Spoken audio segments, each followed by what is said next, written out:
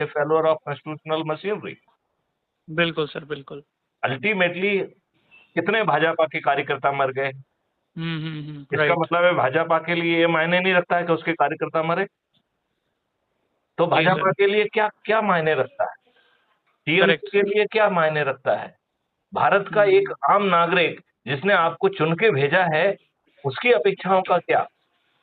Right सभी sir. लोग political lines पे बोलते रहेंगे, what about the public expectations? Right sir. आप ये बताइए, why we should not refine the law? जैसे अज्यूम करिए कि आपको कोई सैंपल्स लेना है, सैंपल का रिफ्यूजल कोई क्यों कर सकता है? It is not a confession और giving the statement against yourself. It is a scientific investigation. Why anybody should be in position to oppose it? बिल्कुल जैसे सर। यदि कोई राइट। झूठ बोल रहा है तो जो हमारी झूठ बोलने वाली मशीन है